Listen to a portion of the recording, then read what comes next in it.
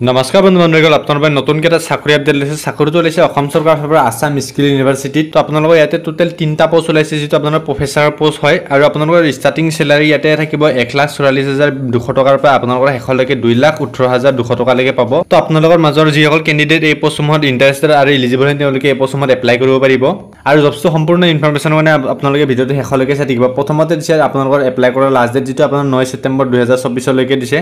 আৰু আপোনালোকৰ যেটো পোষ্ট নেম হ'ব এটো আপোনালোকৰ ফ্ৰেছাৰ পোষ্ট থাকিব টোটেল ইয়াতে 3টা পোষ্ট খালি হৈছে যেটো আপোনালোকৰ ইয়াত স্কুল লাইফ ভেকেন্সি দিয়া হ'ব আপোনালোকৰ ইয়াতে যেটো প্ৰথমতে দিছে ডিপ ফৰ মেকানিক্যাল সিভিল এটা পোষ্ট আৰু ডিপ ফৰ সিভিল এটা post school of management and ফাইনেন্সৰ এটা পোষ্ট লিমিট দিয়া হৈছে যেটো আপোনালোকে আপ টু 60 ইয়াৰ্স লৈকে আপোনালোকে এপ্লাই কৰিব পাৰিব আৰু আপোনালোকৰ এই পোষ্টৰ এডুকেশ্যন কোৱালিফিকেশ্যন বিচৰা হৈছে হেইটো আপোনালোকৰ এএছ পাৰ ইউজিসি নাইবা আপোনালোকৰ আইসিটিই নৰমেল হলো আপোনালোকে এই পোষ্টসমূহত এপ্লাই কৰিব পাৰিব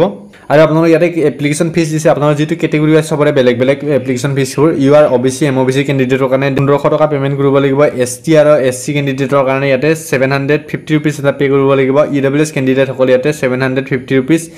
এক্স সাৰ্ভিসমেন যিসকল আৰু ওমেন তেওঁলোকে ইয়াতে 750 रुपीस এটা পে কৰিব লাগিব আৰু আপোনালোকৰ ইয়াতে কিছুমান ইম্পৰ্টেন্ট ডেট দিছে যেটো আপোনালোকৰ ষ্টাৰ্টিং ডেট হেইটো আপোনালোকৰ 23 আগষ্টৰ পৰা ষ্টাৰ্টিং হৈ গৈছে আৰু যেটো আপোনালোকৰ এপ্লাই কৰা লাষ্ট ডেট হেইটো আপোনালোকৰ 9 ছেপ্টেম্বৰ লৈকে ইয়াতে দিয়া হৈছে আৰু লাষ্টত আছে কিছুমান ইম্পৰ্টেন্ট ওয়েবসাইট যেটো আপোনালোকৰ এপ্লিকেশ্যন ফৰ্ম হেটো আপোনালোকে ক্লিক হাৰ্ড গৈ পিনি আপোনালোকে চাব পাৰিব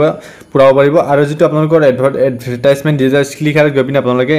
চাব পাৰিব যেটো অফিচিয়েল ওয়েবসাইট এটো আপোনালোকে ক্লিক হাৰ্ড গৈ পিনি আপোনালোকে চেক কৰিব পাৰিব তো বন্ধু বান্ধৱীসকল আজিৰ আপডেট ইমানে আছিল আৰু এনেকুৱা ধৰণৰ চাকৰি আপডেট পাই থাকিবলৈ চেনেলটো সাবস্ক্ৰাইব কৰি লব আৰু ভিডিঅটো লাইক কৰিবলৈ নাপাহৰিব আৰু চেনেলটো যদি নতুনকৈ আছে তেনেহলে চেনেলটো সাবস্ক্ৰাইব কৰি লব যাতে এনেকুৱা ধৰণৰ চাকৰি আপডেট পাই থাকে তো আজিলৈ জয় হিন্দ জয় ভাৰত বন্দে মাতৰম